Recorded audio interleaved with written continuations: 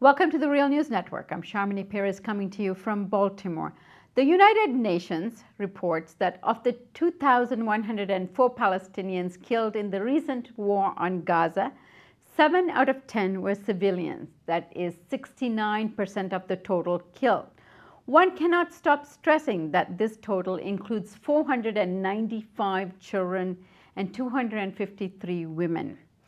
Prime Minister Netanyahu does not deny the total number killed, but said that those killed, approximately 1,000, were, quote, terrorists, which would mean that the rest, roughly 52%, were civilians.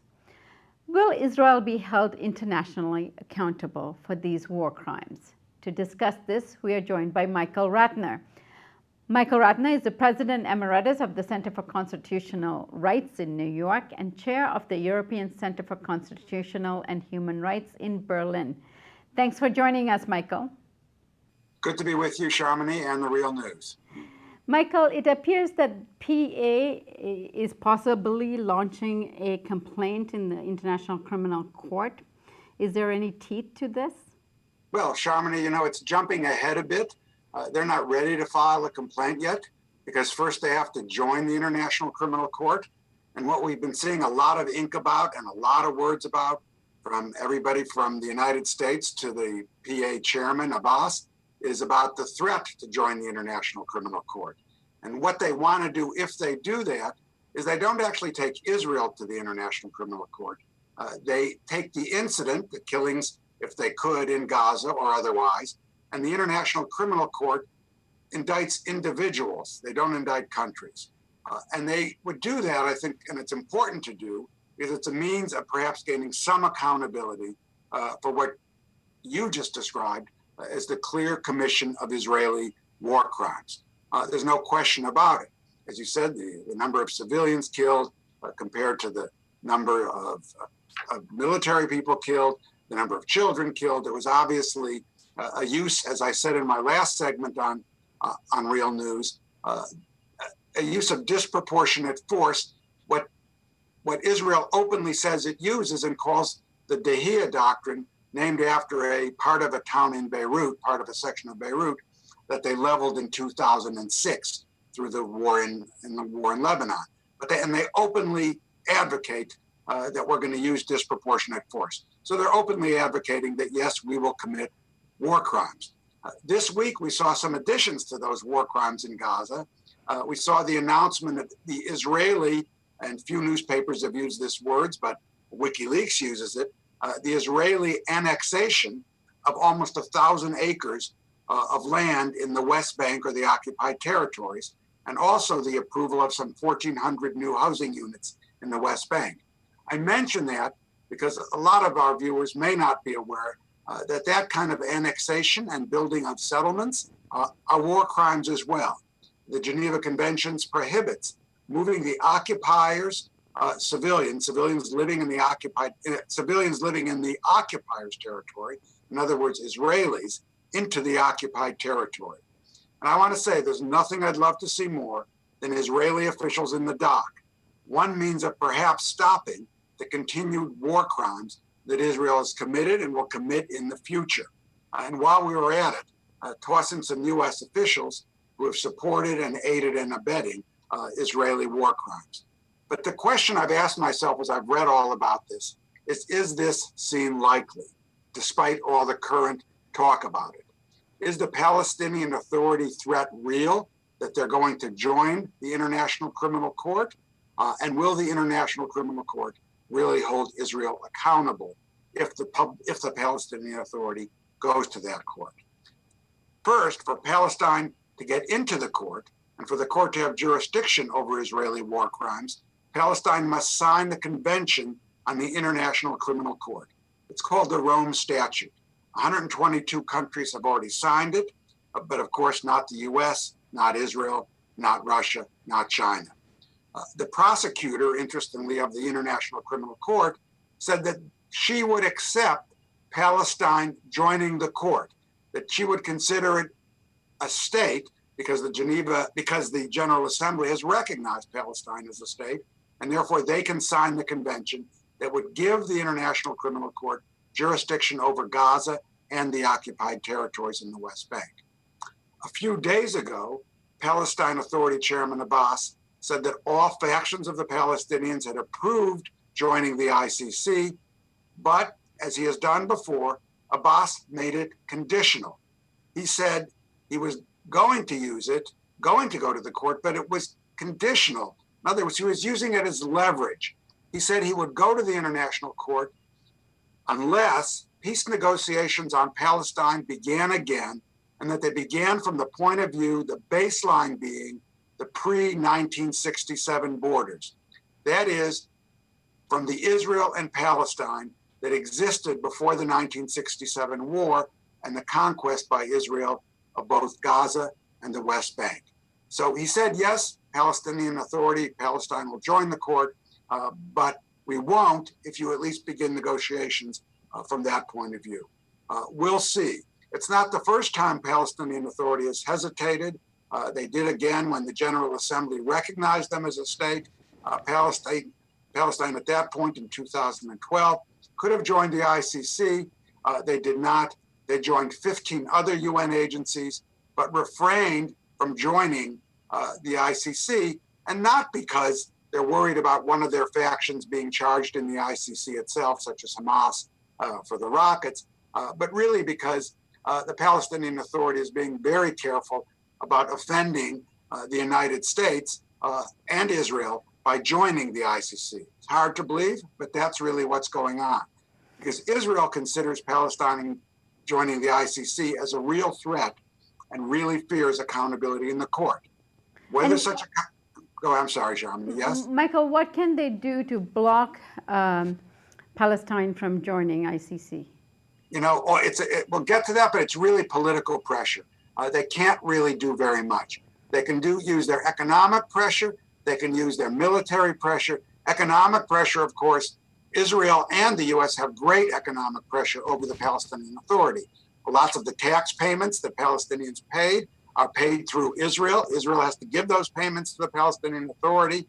The U.S. Congress has said they will cut off all aid to the Palestinian Authority if they join the ICC. So there are lots of pressure points by Israel and the United States. And even if there's not, even if the ICC may not hold Israel accountable, Israel fights, as we know, on every single issue that can possibly implicate it in war crimes. So while they can't just veto Palestine joining the court, they do have means of pushing the Palestinian Authority around, which they have used fairly successfully. I should say, the U.S. position is also very clear. Israel's clear, we don't want them in the ICC. Of course, Israel's not in the ICC. U.S. position is clear, we don't want Palestine joining the ICC. And what they say now and what they said in the past, it would, quote, wreck the peace process, as if there's any peace process that's worth anything other than a peace process that's been used to cover Israel gobbling up Palestinian land really since 1967. And as I said, U.S. Congress has threatened to cut off the funds to the Palestinian Authority. What's interesting is this has come up before. In 2009, it was also raised that there should be votes in the Security Council. This was after the Goldstone report came out on the operation that killed some 1,500 Palestinians, Operation Cast Lead. Again, there were threats to go to the ICC. There's a WikiLeaks cable that came out from 2010. It's a State Department cable from February 2010, and it's laughable when you read it. It basically says talking points about the process of Palestine joining the ICC. And it says the talking point should be, the United States is deeply committed to the advancement of human rights, and the principled engagement with our partners to advance human rights. Well, that's a complete joke, certainly in most of the world, if not all the world, particularly in Palestine. And then the cable goes on, this is the State Department speaking, we believe that Israel has the democratic institutions to ensure domestic accountability.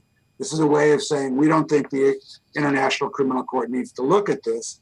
And then it says, finally, quote, we firmly oppose referral of the allegations, this is from 2009, in the Goldstone report to the International Criminal Court. Well, that's their position then. That's their position today. So despite all the talk about Palestine joining the International Criminal Court, it's not clear they will really do it. As I said, it's conditional. There's huge pressure on them not to do it. But let's, for this discussion, assume Palestinian Authority finally decides to join the International Criminal Court. What then? Will the ICC really indict Israeli officials for war crimes? There's first a couple of legal issues. First, the International Criminal Court can only look at crimes that are committed after Palestine joins. So the crimes committed in Cast Lead in 2008, 2009 can't be looked at. Crimes committed last month or the last 2 months in what the Israelis called protective edge can't be looked at because they would be after, they occurred before Palestine joined the court. So they can't look at what's gone before, but hopefully their joining the court might have some effect in the future on having Israel not commit war crimes. At the same time as that, and as I looked at this in preparing for this segment, I realized there's one war crime or a series of crimes that continues and that Israel constantly renews or engages in those crimes again and again. As I said earlier, the Geneva Conventions and statutes of the International Criminal Court prohibit the transfer of the occupying power civilians, in other words, Israelis, into the occupied territories. And that is what Israel has been engaged in since 1967. There's perhaps 500,000 Israelis living in Jerusalem, East Jerusalem, and the occupied territories of the West Bank. It's a continuing violation to remove your citizens, occupying power citizens, into those territories. And therefore, it's a continuing war crime. And as I said earlier, they're continuing to build housing and move more people in. So there's a war crime that the ICC could look at if the Palestine Authority joined the court, because that war crime will last a very long time, I'm afraid. The transfer would be investigated. Indictments of many high Israeli officials, past and present, could follow. The next question, that's the legal question. Would the court do it politically? I've never loved the ICC. You know, a lot of human rights people say, great, we're getting international justice, international criminal court, etc. But let's look at what it's done for 12 years. In 12 years, it's indicted 36 people. That's not a huge number, but if the number were somewhat widely distributed, perhaps the court would make some sense. But where are all these people from?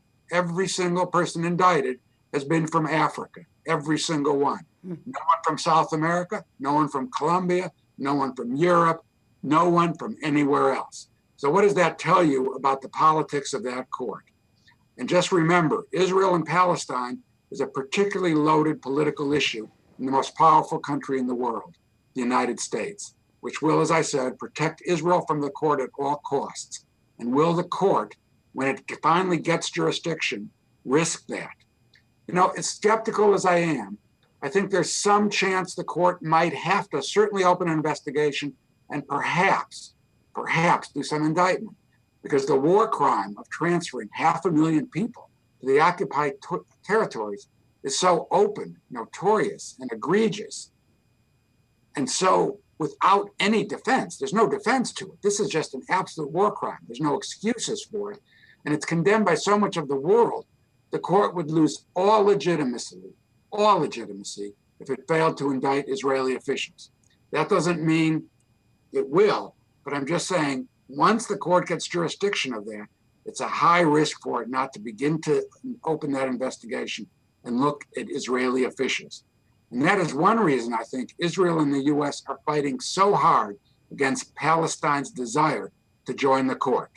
And while I'm never Pollyannish about what the International Criminal Court will do in the face of political pressure, this may be the case where it is forced to act despite the pressure. At this moment, it's up to the Palestinian Authority. And for me, I hope it joins the court. We, and I mean all of us, need to apply all possible pressure against Israel to end the occupation and restore the human rights of the Palestinian people. Thank you so much, Michael, for enlightening us and sharing your thoughts on this. Thank you, Sharmini, and thank The Real News for having me. And thank you for joining us on The Real News Network.